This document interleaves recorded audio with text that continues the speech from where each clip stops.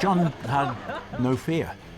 He's the only person I've known who never showed fear. He just didn't appear to have it. Over the last month, Nelson's column has had over 600 weight of drop-ins cleaned off it. I went along there to see how they were getting on. Oh, I've got myself nailed on with a rope.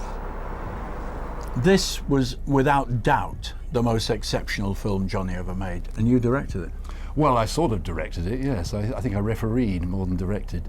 It was all about scooping out the pigeon droppings that had got in behind the bronze filigree bit underneath Nelson's plinth. And they put this ladder up the side of the column, and it was about 180 foot all the way up. Health and safety, in those days, if you were physically able to do it, it wasn't much of a problem. The real problem, of course, happened when he got towards the top, because the ladder sort of went back on itself. Yeah, it was an overhang. And he literally had to hang on for dear life. He was supporting his entire weight. He got over the edge, and I thought, thank goodness that's over. And almost immediately I got this in my ear from the walkie-talkie, from the sound recorders. He's got to do it again. And I said, why? He says, I can't explain, but he's got to do it again. And of course, John did. You know, he was incredibly brave. The hat's a bit dirty. Never mind. I don't suppose anybody will see that. That is exceptional. An unforgettable piece of television and an unforgettable character. He's a brave lad. Oh, this is what's called getting left and holding on to the cup of tea. The thing about John in the studio was anything would happen. No, he's hopping. That's wonderful. What he's doing there, Johnny just thinks it, does it.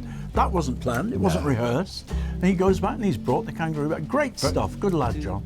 He was unpredictable in the studio. I mean, you never knew if he was going to remember his words or not. In fact, he never knew if he was going to remember his words or not. This is one of the RAF's 38 Nimrod aircraft specially adapted. Oh, yes, the Nimrod. They're based at Kinloss in Scotland, where I went to join a crew preparing for reconnaissance patrol. I wanted to do a sort of a film about the Nimrod because it's a great aeroplane. It's as big as an airliner. So we went out to the runway to get a shot of a Nimrod taking off. And it had been raining, so there's a surface of water, and the airplane thundered past, and there's great spray. And of course, the new film camera had a lot of electrics in it, and it shorted out. And there's nothing they could do to get it restarted. So I had to go back to the RAF and say, look, we haven't got a film camera. We can't make the film. And immediately they tasked a Hercules, a C-130, to go all the way back down to Bryce Norton to pick up another camera. And that was only because it was John Noakes. I don't think they would have done it for anybody else.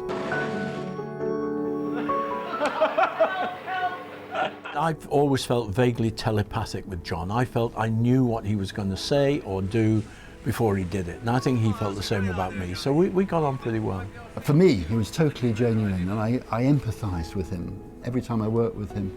And I think all the viewers did too.